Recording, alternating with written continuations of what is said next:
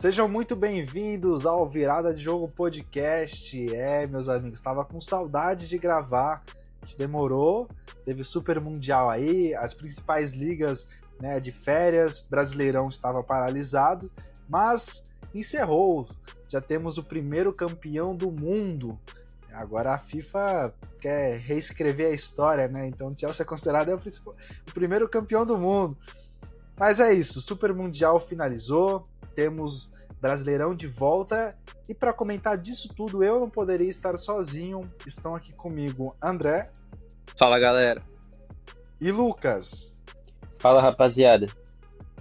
Pois é, e surpreendeu, cara, falar para vocês ter o Chelsea como campeão do Super Mundial, me surpreendeu. Eu não sei se nós, né, a gente até comentou disso no último episódio, especulando ali quais seriam os clubes que iriam avançar, quais os clubes brasileiros que iriam mais longe. Eu confesso que eu errei, eu falei o Palmeiras, o Fluminense aí foi mais longe do que Flamengo e Botafogo, né?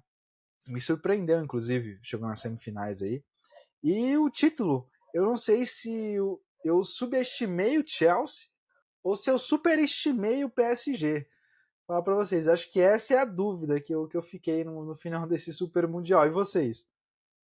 Eu acho que quanto ao Fluminense, ninguém esperava, né? Ninguém esperava uma campanha de semifinal, tendo clubes ali brasileiros com muito mais investimento, o Palmeiras, Flamengo, que dominam no cenário nacional, né? Fluminense chegou naquela Libertadores lá, até lá ele já era desacreditado. Deu sorte, pegou um Boca lá, né, mal acabado, aquele Boca Juniors horrível, e ganhou. E no Mundial foi conquistando seu espaço, venceu a Inter de Milão, ao Hilal. Então, assim, mesmo não tendo chegado na final, ganhado a competição, esse Mundial para o Fluminense foi, para mim, foi assim, só não foi perfeito por conta que não ganhou, mas assim, se pudesse fazer um panorama, os torcedores do Fluminense, acho que ninguém imaginava que ia chegar onde chegou.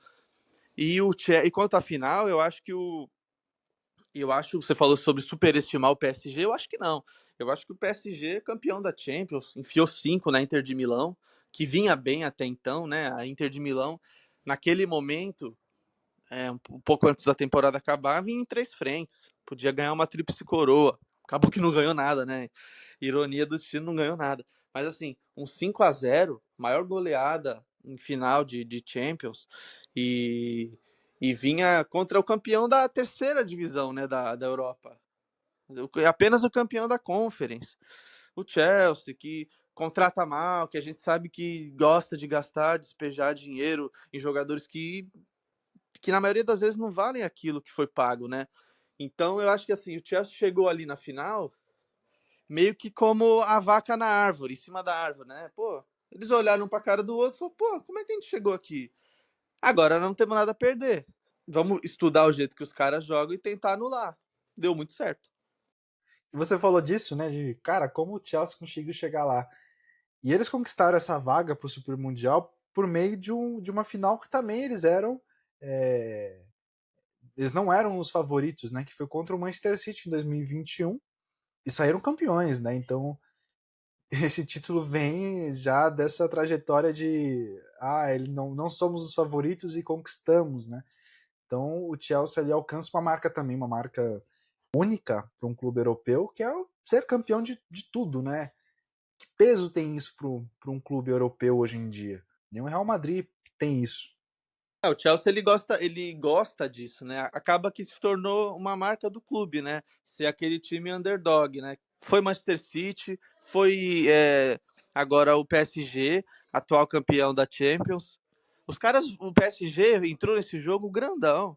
Eu acho que eles não entraram com putz, um grande time da França que ganhou a Ligue 1 com 70 pontos de vantagem. Não, mano, os caras entraram como campeões da Champions, metendo 5-0 na Inter de Milão. Melhor time do mundo. O Chelsea não. O Chelsea entrou como azarão, como foi contra o City, do Guardiola. Mostrou que final se ganha, né? Então, fica o parabéns ao Chelsea. E o Chelsea melhorou muito durante a competição, né? Começou vencendo o Los Angeles, que era o favorito, mas perdeu para o Flamengo jogando muito mal. e foi evoluindo ao longo da competição. O Palmer no mata-mata voltou a jogar muito bem, como era no começo da temporada. E principalmente ali nos últimos 3 jogos, a gente vê a diferença que faz um time ter o dinheiro que o Chelsea tem. Uma das posições mais carentes do time é o ataque, a posição de centroavante, e o Chelsea conseguiu ir no mercado no meio da competição, contratar um dos jogadores mais promissores da posição no Brasil, que era o João Pedro, que estava no Brighton.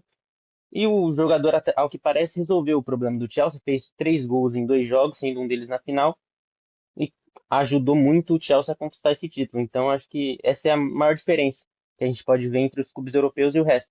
É a diferença financeira que eles têm para contratar grandes jogadores em qualquer momento. E vocês acham que isso muda o panorama sobre premiações individuais, bola de ouro? Você acha que o Palmer sobe um degrau para essas premiações ou fica. Não muda muita coisa? Olha, eu acho que em relação ao Palmer não vai mudar nada. Acho que ele não era um dos candidatos a vencer e vai continuar não sendo. Porém, eu acho que se o Dembélé fosse campeão junto com o PSG, eu acho que ele se tornaria ainda mais favorito. Sem o título, acho que ainda tem chance do Yamal ou do Rafinha, principalmente do Yamal, vencer a bola de ouro. A verdade é que o Dembélé decepcionou, né, nessa reta final. Eu achei que ele poderia ter aparecido mais em alguns jogos, principalmente na final. Na final, o PSG como um todo, né, ficou apagado. Mas eu acho que eu senti um pouco, não sei se também entra cansaço, né? Pessoal, esses jogadores principalmente não tiveram férias, né? E jogaram até o final da competição do Super Mundial. Então também tem um desgaste aí. Ah, o Chelsea também foi campeão da Conference League e chegou na final, campeão. Tudo bem, mas o nível de competitividade que o Chelsea teve na Conference League não chega aos pés do que o PSG teve na Champions League. Então acho que pode ter um desgaste a mais aí para os jogadores e principalmente o Nuno Mendes, né, cara? O Nuno Mendes que para mim ficou uma das grandes decepções dessa final, que não apareceu no jogo, inclusive os gols saíram tudo pelo lado dele. É um cara que foi campeão por Portugal ainda, né, na Nations, então acho que tem um desgaste enorme aí. O Nuno, eu sei o que pesou para ele nessa final. Ele tava meio pesado, tava meio. Não conseguindo acompanhar, né? As investidas do Chelsea. Foi o Yamal que tava no bolso dele. Pesou demais. Atrapalhou o desempenho do português. A verdade é que o Yamal estava aqui no Brasil curtindo as férias com o Neymar e não quer saber de mais nada além de curtir e se envolver em polêmicas, né? O Yamal está saindo alguns escândalos polêmicos aí recentemente. E seguindo também, vamos falar de clubes, né? A gente falou de jogadores aí que decepcionaram, mas tiveram alguns clubes que deixaram a desejar, viu? E eu vou cravar aqui que o Manchester City foi um dos que mais decepcionaram nessa competição. Veio todo badalado na fase de grupos, né? Sendo o maior ataque ali, mas nas oitavas enfrentou o Al Hilal ali e teve um carrasco ali, né? Um velho conhecido aqui para o futebol brasileiro, jogador da Vila Belmiro, do Santos, Marcos Leonardo, acabou com o City, ceifou ali o City. E nas oitavas de final, né? Acho que para piorar o cenário do Manchester City, que investiu bem, não só para essa competição, obviamente, para essa temporada, mas os jogadores ali, principalmente o ataque, não conseguiu ser tão efetivo assim. Tem muito que melhorar, principalmente na zaga. Hein? Acho que o que pesa também é o fato do City ter um time novo, né? Contratou o Reinders, tem a volta do Rodri, que é um dos pilares do time. Tem a contratação do Cherki também. Então acho que é um time novo, vai dar a liga em algum momento. E para mim, a lesão do Rodri, que foi o principal desfalque que o City teve na temporada passada, foi o motivo da queda monstruosa que teve o City em questão de desempenho, né? Para mim, esse foi o principal motivo da temporada ruim do City, foi a ausência do Rodri e já tem esses jogadores de volta para a próxima temporada. Então, acho que naturalmente o time do City vai encontrar o caminho dos bons resultados novamente. Eu não sei se dá para chamar de crise, né? O que vive o Manchester City nesse momento. Como o Lucas falou, tem contratações chegando, com certeza o time vai gastar. Tem baixas, como o Rodri na temporada, né? O preço por ganhar a bola de ouro, ele vendeu o LCA dele, então. E também tem jogadores como o Phil Foden que é irreconhecível. o futebol que joga o Foden, né? Não condiz nem um pouco com o que foi a carreira dele no clube de formação até aqui. Foi um a menos e começou a comer banco, né? Não, o City não teve vida fácil na Premier League, não, em nenhum momento chegou a aspirar o título. Na Champions, tomou um hat-trick do Mbappé, né? E caiu fora já nos playoffs, né? Foi sempre precoce o City, né? Não brigou para ganhar a Premier League, playoffs da Champions e agora no Mundial foi a mesma situação. Caiu nas oitavas para um clube totalmente inferior. Ah, o Hilal tem dinheiro, mas o City tem mais e tem mais cultura de investimento. Quando você olhar para dois times que olhar para esses dois times, o City enche muito mais os olhos. Claro que a Arábia não tem fair play, pode oferecer o salário que quiser. O City também poderia se não tivesse o fair play. Mas acho que foi uma temporada muito aquém do que o trabalho do Guardiola vinha proporcionando até aqui. E não sei se vai já entrar a próxima temporada em crise, né? E o principal problema do City parece que até agora o Guardiola não conseguiu resolver, né? Que é a defesa. Nesse jogo contra o Hilal até conseguiu fazer gols, porém sofreu muitos gols. Na temporada passada o Guardiola é, insistiu muito no Gvardiol como lateral. Acho que ele vai voltar a ser um zagueiro, acho que é a melhor posição dele. Então vamos ver se vai chegar novas contratações. Acredito que sim. Já chegou, já teve. O City já contratou zagueiros na temporada passada, antes do Super Mundial, mas acho que vai chegar ainda mais um zagueiro de peso para ficar ao lado ali do Rubem Dias. Antes tinha chegado o Vitor Reis, o Kuzanov, mas nenhum desses resolveu o problema. São jogadores com grande potencial, então são contratações pensando no longo prazo. Mas para o problema atual do City, acho que o time ainda vai ter que ir no mercado para fazer uma contratação e tentar resolver o principal problema do time na temporada passada e no Super Mundial, que é a defesa. O que é mais tranquilizante para o torcedor do Manchester City é que a gente sabe que essas contratações que o Manchester City fez nessa janela, Kuzanov, Vitor Reis, agora o Ait-Nouri, são investimentos a longo prazo, né? É óbvio que o presente ali, o momento atual é conturbado, mas precisa de um tempo de adaptação. E foi assim com os outros anos do Manchester City, nas últimas temporadas também. A gente teve uma mudança radical que o Manchester City teve no final de 2018, que para a temporada de 2019 também teve essas mudanças, teve saídas importantes do Manchester City, e que naquele ano também não conseguiu se ajustar, ficou em segundo lugar, perdendo o título para o Liverpool. Naquela temporada também não foi bem na Champions, se não me engano foi na temporada que foi eliminado precocemente também.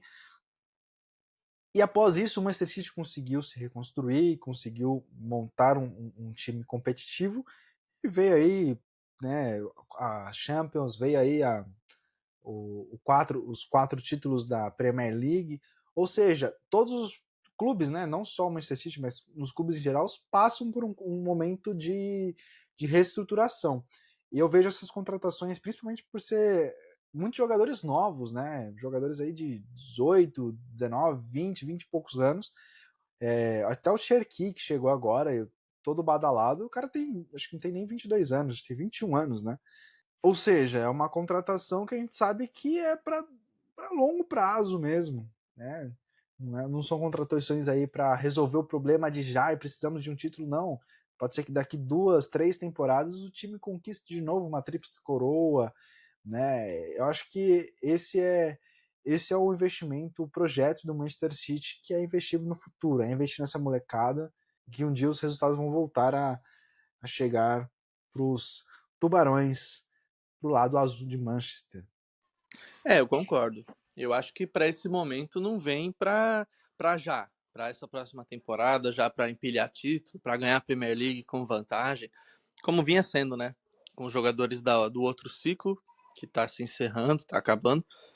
E acredito que o Guardiola tenha pensado isso junto com a diretoria do City, que a reestruturação ela não é do dia para a noite, mas em 2 temporadas, 3, com o dinheiro que o City tem, com o técnico que tem, né, para para tirar o melhor, extrair o melhor desses jovens, o City volte ao caminho das glórias é inevitável. E falando do clube que eliminou o Manchester City, né, o Al Hilal, obviamente um time completamente inferior, mas é um dos clubes que mais vencem ali na Arábia, né, no campeonato da Arábia Saudita. E eu acho que eles gastaram todo o futebol e todo o gás, né, contra o Manchester City, porque foi um jogo que levou ali até o final do segundo tempo da prorrogação, então estava um jogo muito envolvente, que pegou um Fluminense, né, e não deu conta. Acho que custou, né, eliminar o City, né, obviamente, é um marco ali, eles tiveram algumas premiações individuais dos jogadores, mas custou porque gastou muita energia, o preço foi alto, né, também foi eliminado no Super Mundial logo em seguida. E continuando, falando dos clubes que decepcionaram, acho que ficou nítido aí a decepção dos torcedores madridistas, né? Os torcedores do Real Madrid não esperavam até que chegasse longe, né? Porque é um clube, é o maior clube do mundo. Mas tomar de 4-0 pro PSG e depois saber, né, que o PSG nem campeão foi, é decepcionante. Uma vergonha, não sei se é a maior vergonha da competição. O Real Madrid vem também em processo de transição, né? A defesa vai esfacelada, trouxe agora o Carreiras, trouxe o Arnold para a competição. Trouxeram o Huijsen também, que é um ótimo zagueiro que veio da Premier League, mas não foi o suficiente, né? Além de tudo isso, de todas essas reposições na defesa, ainda teve a reposição na comissão técnica, né? Xabi Alonso começando o trabalho na Copa do Mundo. Eu acho que ele não soube entender bem como agir contra o PSG. O que o Enzo Maresca fez de muito bom, o Xabi Alonso não entendeu nada. Ele olhou assim, pensou uma coisa ali que não deu nada certo, quis ir para cima dos caras. Isso não funcionou. Foi nítido, né? Vinícius e Mbappé não voltam para recompor, eles não ajudam na defesa. Até no meio de campo, a bola vem os jogadores do PSG atacando e eles só olham, tal, deixa passar, parece que não é com eles, parece que tá ganhando o jogo, tal. E isso vai pesar. Tá pesando já. A mídia espanhola caiu matando em cima dos dois, principalmente do Vinícius, que não vem rendendo também positivamente já no ataque. Porque o Mbappé, querendo ou não, nessa temporada entregou gols, no caminhão de gols. Mas o problema é que o resto do time não acompanhou. Rodrigo também teve ali um momento, né? Ele tá num momento ali, né, que é penoso, né? O que tá acontecendo com o Rodrigo, ele perdeu o lugar, é banco, não entra de jeito nenhum com o Xabi Alonso, pega só alguns minutos ali e tá realmente uma incerteza sem fim, né, na vida dele. Então, além do problema defensivo, tem essa questão no ataque, dos atacantes que não voltam para marcar, Rodrigo num mau momento, e a única coisa boa que o Real Madrid teve nesse Mundial foi a descoberta do Gonzalo Garcia, né? Foi o artilheiro da competição, com 4 gols, dividiu a artilharia ali com outros jogadores, mas lá na transmissão saiu que ele foi o artilheiro. E o Real Madrid, a derrota para o PSG foi assim, foi a conclusão daquilo que já estava errado, já tinha começado mal, né? Fez péssimos jogos, até um específico contra o Al Hilal, jogou muito mal na fase de grupos, então acho que todo esperava-se que o Real Madrid ia chegar longe, sim, porque é um clube que é acostumado a Copas e tal, mas assim, ganhar acho que já era demais, pelo que vinha apresentando nos últimos meses. É um cenário da temporada, né? Você falou do cenário da competição, mas acho que tanto do Manchester City que nós trouxemos agora, quanto o Real Madrid, dois clubes que penaram nessa temporada, não foram campeões de nada, e saem de maneira vergonhosa da competição. Um tomou uma goleada, tudo bem, é o campeão da Champions, mas 4-0 é demais, e o Manchester City por ser eliminado por um clube muito inferior, que, enfim, não tem comparação, né? Então acho que é o espelho da temporada. Foram temporadas horríveis de ambos os clubes, e e o Super Mundial não passou batido, né? Também veio à tona aí uma eliminação vergonhosa. E nesse jogo em específico, o resultado foi muito condicionado pelos erros grotescos do Asensio e do Rudiger, né? O ataque não ajudava a marcar. É muito perigoso você enfrentar um time como o PSG, com Mbappé e Vinícius, que são jogadores que não marcam muito. E além disso, teve a defesa não ajudando nem um pouco, fazendo as bizarrices que fez. E aquilo. O Wilson, para mim, tinha sido o principal jogador do Real Madrid na competição, ao lado do Gonçalo, porém ele fez uma besteira das grandes contra o Dortmund, né? O Real estava ganhando de 3-1, mesmo que tomasse aquele gol, não ia mudar nada, já estava no final do jogo e ele fez o pênalti, foi expulso e fez falta para o jogo contra o PSG. O Asensio garantiu a vaga dele no Almeria, né? Depois dessa competição que ele fez pelo Real Madrid, né? Foram falhas individuais, pênalti cometido, mostrou que é destemperado, né? Dependendo do momento ali, ele comprometeu muito a equipe e não deve permanecer no Real Madrid depois desse Mundial. Não sei se vai ser tão radical assim a saída dele, não. É um bom jogador, teve falhas individuais. Não acho que deve ser comparado nem aos pés do Sérgio Ramos, sendo dito como o novo Sérgio Ramos aí. Isso eu acho que é um grande absurdo, um tapa na cara do torcedor do Real Madrid. Mas acho que é o momento de transição, como a gente trouxe aí, é o novo ciclo do Real Madrid, que precisa de adaptação, precisa de melhora, obviamente, e no comando do Xabi Alonso. Pode ser que não seja na próxima temporada, mas obviamente o Xabi Alonso vai ter um bom período no comando do Real Madrid. Pode ser que ele encontre o caminho também para esses jogadores, novas contratações também em breve. E o Real Madrid é o Real Madrid, né? Passa técnico, sai técnico, entra jogador, sai jogador, e eles continuam sendo campeões. É o maior clube do mundo. O Xabi Alonso, eu acho que dessa temporada ele não passa, cara. Opinião. Mas verdade, acho que o Xabi Alonso não tem tamanho ainda forte para segurar um elenco desse, ainda mais com esse possível atrito, né, entre Mbappé e Vinícius. Ele vai ter que gerir vestiário, coisa que o Carleto fazia muito bem.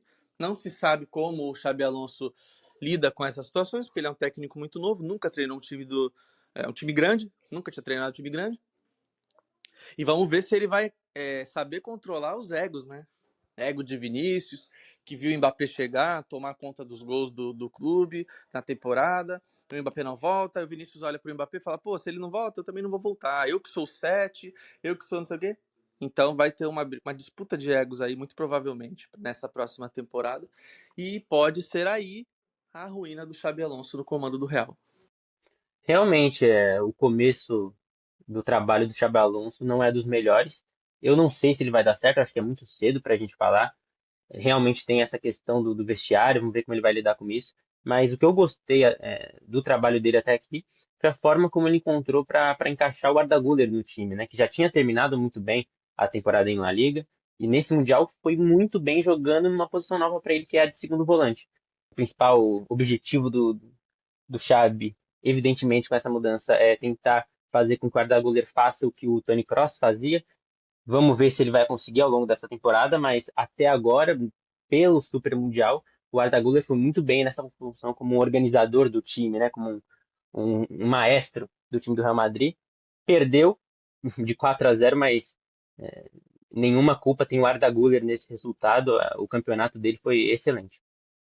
E só pra gente finalizar também, de Super Mundial, acho que todo mundo já comentou tudo que precisava comentar, das decepções, das surpresas, né? Principalmente no título, né? Pra mim é uma grande surpresa o Chelsea ser campeão.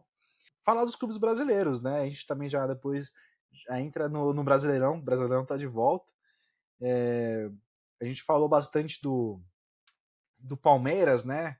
Por conta do que vem fazendo aqui no Brasil, mas o Palmeiras também teve um problema de desfalques, né? A gente falou do Huijsen também, que desfalcou o Real Madrid quando mais precisou, mas o Palmeiras também teve dois desfalques aí, que foi o Gustavo Gomes e o Piquerez, que na minha opinião fizeram uma grande falta ali, né, no jogo contra o Chelsea, e foi eliminado por um desvio, né? O Chelsea eliminou o Palmeiras com dificuldade, e o gol da vitória ali foi um desvio que, na minha opinião, também contou com uma falha do Everton, acho que faltou ali um reflexo, né, um pouquinho mais rápido, mas o Palmeiras poderia ter chegado mais longe, hein? Poderia ter eliminado o campeão.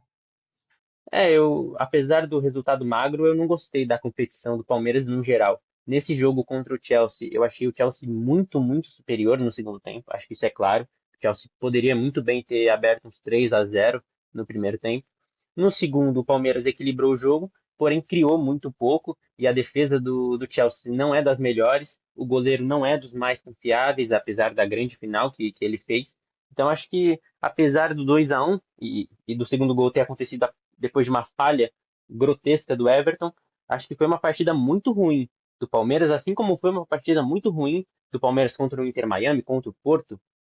Ganhou do Botafogo jogando bem, jogando melhor, porém, no geral, acho que a competição do Palmeiras deixou muito a desejar, assim como o ano passado do time e o começo desse ano. O Botafogo também, igual o Lucas citou aí, cara, é assim, né? Enfrentou um clube ali brasileiro, algum dos dois iriam sair. Eu acho que o Botafogo foi até o que o Textor até demitiu o técnico, falando que o time mudou o estilo de jogo, não foi para frente, não foi para cima do Palmeiras e decepcionou. Cair nas oitavas aí, acho que o Botafogo poderia ir mais longe também. É que vai muito também da chave, né? Do chaveamento, né? Se o Botafogo ali não perde do Atlético de Madrid, um jogo que o Atlético de Madrid precisava fazer um saldo de gols absurdo para passar do Botafogo. O Botafogo poderia ir para o outro lado da chave, poderia ser uma história diferente, não sei. O Si agora é gigantesco, né? O Si pode contar qualquer história, mas pelo futebol apresentado pelo Botafogo na fase de grupos, surpreendentemente passando em segundo lugar no grupo da morte, né? Acho que poderia ter ido um pouco mais longe. Eu acho que depois da euforia de ter vencido o Paris, né, 1-0, botou o torcedor do Botafogo nas nuvens, né? E aí você vai enfrentar um Palmeiras, que é um clube duro, a gente conhece, né? O torcedor do Botafogo já sabia o que esperar, os jogadores, o técnico, eles já sabiam o que esperar do Palmeiras. E aí cai pro Palmeiras da forma que foi, de uma maneira até covarde, né? Então aí os torcedores, pô, eles olham e falam, caramba, contra o PSG a gente foi um leão, e contra o Palmeiras a gente virou um gatinho, né? Então eu acho que deve ter ficado um sentimento assim, de revolta do torcedor do Botafogo, né? Porque eles jogaram o sarrafo muito lá em cima e não conseguiram manter, né? Manter as boas atuações. Ganhar do Atlético de Madrid já não ninguém se importou. Ficou a sensação, né? Pô, perdeu o Atlético de Madrid, mas dane-se, a gente tá classificado, vencemos caras aí, campeões da Champions, e até então, até antes da final, não tinha perdido para ninguém. Se eu não me engano, salvo engano, antes da final, o único gol que o PSG tomou no Mundial foi o do Botafogo. Então eu acho que ficou um sentimento muito de revolta. Além da tristeza de ser eliminado, fica a revolta pela maneira que foi contra um Palmeiras, você sair para o Mundial, disputar contra grandes clubes e cair para o Palmeiras, para um rival caseiro, é duro. Foi duro um golpe duro para a torcida do Botafogo. E eu acho que o Textor fez certo em demitir o técnico. Já não estava funcionando, né? O cara se acovardou no Mundial, uma chance única, né? De 4 em 4 anos aí, uma Copa do Mundo, né? Os torcedores têm isso na cabeça, né? E para o clube brasileiro é sempre mais difícil, né? Aí o Textor depois foi lá e deu uma cartada, para mim, uma cartada de mestre, né? Trazer o filho do Ancelotti tem tudo para fazer um grande trabalho, uma grande reta final de brasileiro e Copas. Já entrando no Brasileirão, acho que vale a gente concluir falando desse retorno do Brasileirão, tão esperado Brasileirão, né? Agora vai até longe, né? Acho que não termina em dezembro, não, pela essa pausa que tiveram no meio da temporada. Alguns retornos importantes, né? Flamengo e São Paulo começaram aí a rodada de volta, né? E o São Paulo volta a ser derrotado. Mais uma derrota fora de casa, tudo bem. Enfrentando o líder do campeonato, né? O time que venceu o Chelsea, campeão do Super Mundial. Mas o São Paulo ali com um novo técnico no comando, né? Nesse período de férias, o São Paulo teve a troca de técnico do Zubeldia pelo Crespo, a volta do Crespo, né? O Crespo que saiu campeão do São Paulo, campeão paulista de 2021. Volta agora, envolvendo algumas polêmicas internas também, relações de diretoria, contas a pagar ao técnico. Ele volta ao comando de São Paulo e já numa estreia decepcionante. São Paulo muito abaixo do que poderia apresentar com alguns jogadores. Sem Lucas, né? Sem o craque do time, né? Muitos dizem que o Lucas é o craque do time. Sem ele, o São Paulo perde por 2-0 e poderia ter sido mais. Viu? O São Paulo, com o desempenho que vem tendo no Brasileirão, vinha sendo maquiado, né, pela Libertadores, boa que vinha fazendo no comando do Zubeldia. Em 13 rodadas, o São Paulo venceu apenas 2. É muito pouco para um clube desse tamanho. E assim, o Brasileirão é aquela coisa. Você vai jogando, vai perdendo, vai empatando. Quando para olhar onde você tá, a zona tá do lado. O São Paulo o São Paulo está entre um Santos e a zona, né? Se o Santos vencer o seu jogo, que é muito improvável na quarta-feira, o São Paulo vai ser o primeiro time fora da zona de rebaixamento. Assim, realmente a água tá batendo na bunda do torcedor de São Paulo. E nesse jogo contra o Flamengo em específico, o que mais me decepcionou no São Paulo foi a postura, né? É verdade que para o Crespo foi o pior dos cenários estrear contra o líder, contra um time fortíssimo do Flamengo, na casa do Flamengo. Porém, ele optou por começar com 3 zagueiros. Acho que é justo porque o trabalho é muito recente, não teve tempo de implementar suas ideias no time. Então é válido você começar com 3 zagueiros para tentar se defender e quem sabe sair com um empate ou com uma vitória numa bola. Porém, o São Paulo ofereceu muito pouco perigo ao Flamengo. Não conseguiu nenhuma escapada. Se não fosse o Rafael, o resultado teria sido ainda mais elástico. Faltou muito do Oscar na partida, ele é o grande jogador desse São Paulo na ausência do Lucas, e ele fez muito pouco nessa partida, então o que para mim foi o pior nessa estreia do Crespo foi a postura do São Paulo, uma postura passiva contra um time fortíssimo do Flamengo, que se não fosse a grande atuação do Rafael, teria ganhado de mais do que 2-0.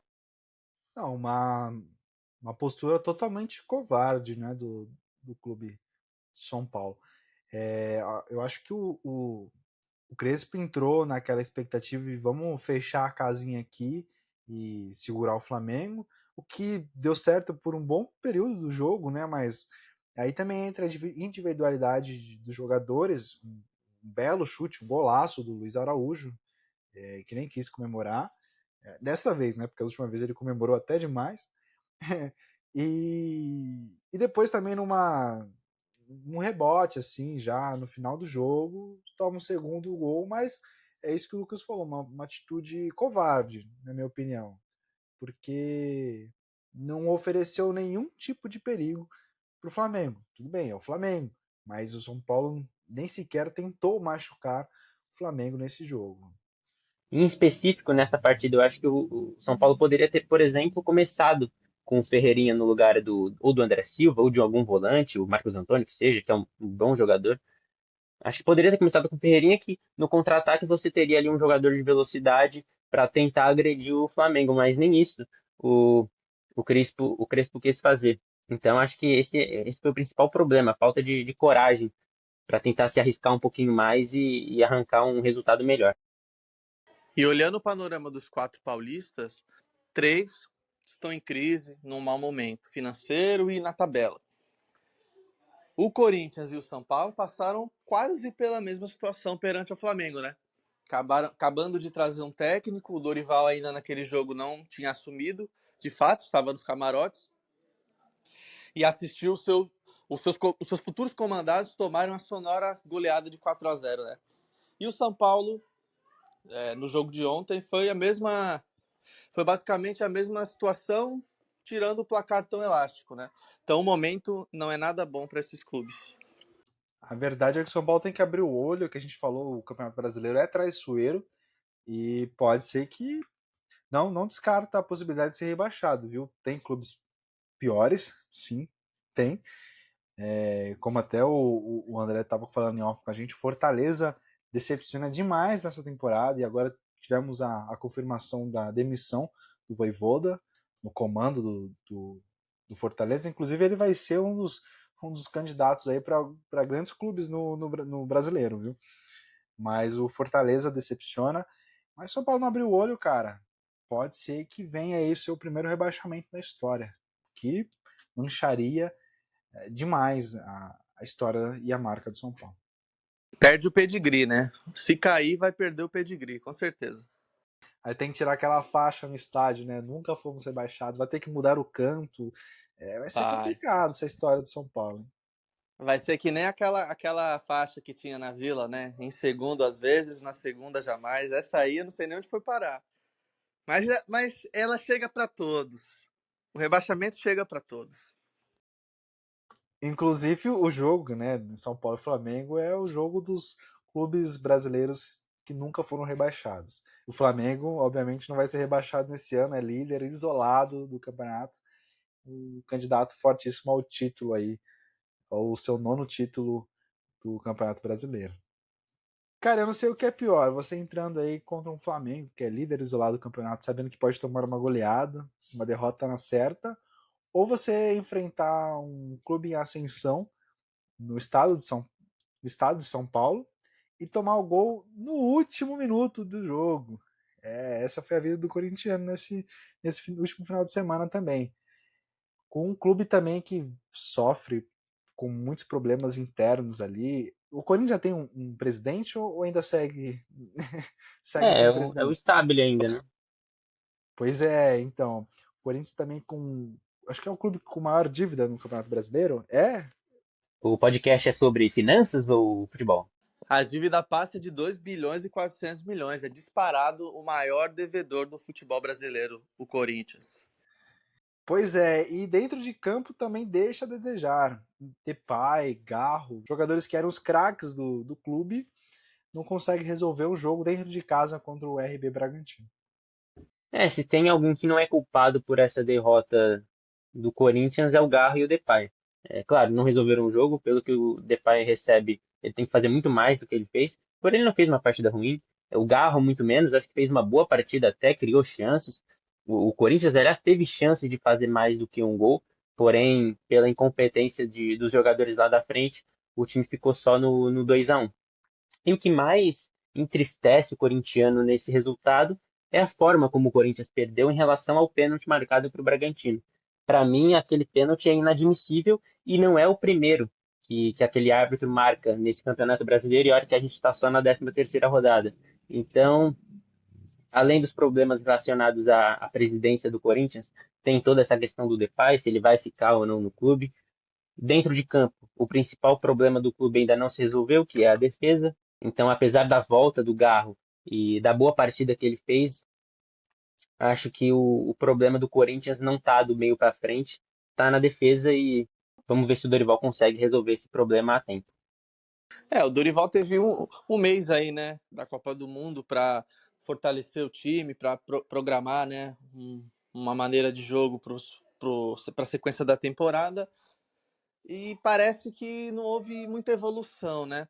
Apesar disso, o Corinthians jogou melhor que o Bragantino, né? Teve muitas chances, apertou, né? Saiu atrás, depois do empate, o Corinthians foi para cima, fez o seu papel, né? Mas não conseguiu aquele refino na conclusão, na hora de tirar o 10, os jogadores do Corinthians foram incompetentes. E pagaram o preço, né? O famoso quem não faz, toma, né? No finalzinho, último minuto, o Corinthians em cima, pressionando por mais acréscimos. O juiz deu 1 minuto a mais de acréscimo e foi nesse 1 minuto que o Bragantino foi lá e pá! Venceu o Corinthians. Então, assim, é o tipo de vitória é o tipo de derrota que dói muito, porque poderia ter tido um desfecho diferente pro clube da capital paulista. O Dorival vai ter um grande desafio aí para trazer de volta o brilho desse clube da Zona Leste. O Santos, que enfrentaria o Palmeiras nessa rodada, um clássico paulista, o jogo foi adiado a pedido da diretoria do Palmeiras. Seria um jogo complicado, viu? Palmeiras, não sei não, hein? Eu acho que o Santos não iria dar conta. Mas o Santos vive momentos ali de paz, de amor com o seu príncipe, né? Neymar oficializou a sua renovação com o clube, fica até o final de 2025, ou seja, até o final dessa temporada, né? E com essa notícia, o torcedor do Santos fica um pouco mais aliviado, né? Ter um Neymar no seu time, e, né, e pelo que a gente vê, ele tá buscando ali a sua melhora no condicionamento físico, buscando ali o foco também, somente no Santos. Eu acho que ele em ótimo estado, em alto nível, o Santos tem muito a ganhar com o Neymar em campo. Foi o melhor reforço que o Santos poderia ter, né? A manutenção do Neymar na equipe contribui muito e, no meu ver, no meu entendimento, o Santos, com essa aquisição, né, que acabou mantendo na equipe, o Santos tem grandes, fortes chances de escapar do rebaixamento. Com o Neymar já é difícil. Sem o Neymar, aí poderia ter aí um segundo rebaixamento que eu acho que seria a última pá de cal na história santista. E só para concluir, a gente estava até falando do jogo do Santos contra o Palmeiras alegou ali cansaço, teve alguns problemas internos, porque jogou o Super Mundial, o que eu acho um grande absurdo, né? Porque Flamengo, Botafogo foram clubes que também estiveram no Super Mundial, também tiveram desgaste de viagem e tudo mais, e jogaram seus jogos nesse último final de semana e venceram. O Flamengo venceu em casa, o Botafogo venceu fora, né? Porque o jogo foi em Brasília, mas o mando de jogo era do Vasco. Não entendi. Eu acho que o Palmeiras ele tem uma soberba ali gigante, né? Não sei, é complicado quando envolve o Palmeiras, a CBF, mas eu acho que poderia ter sido realizado sim o clássico entre Santos e Palmeiras. Acho que é um grande absurdo não ter ocorrido esse jogo. Até porque o Palmeiras teve 9 dias de descanso entre o jogo contra o Chelsea no Mundial, o seu último jogo no Super Mundial, e o jogo que seria realizado nesse dia 13 contra o Santos. O jogo do Fluminense ter sido adiado é super entendível, porque eles tiveram só 4 dias de descanso entre o jogo do Mundial e a volta no Campeonato Brasileiro, porém o Palmeiras não tem desculpas para aquele jogo não ter sido realizado, deveria sim ter sido realizado. Parece que a Leila faz o que quer dentro da CBF. Mas é isso, o Brasileirão está de volta. Só estamos na 13ª rodada, tem muito o que acontecer. Teremos aí 25 rodadas até o desfecho dessas histórias que estão sendo construídas, estão sendo escritas no Campeonato Brasileiro na temporada 2025. Bom, agradeço vocês por terem nos ouvido até este momento. Sigam a gente nas redes sociais, @virada de jogo PDC no Instagram. Lá a gente vai trazer as principais notícias e informações do que gira em torno do futebol brasileiro e internacional. É isso, pessoal. Muito obrigado. Até a próxima e falou!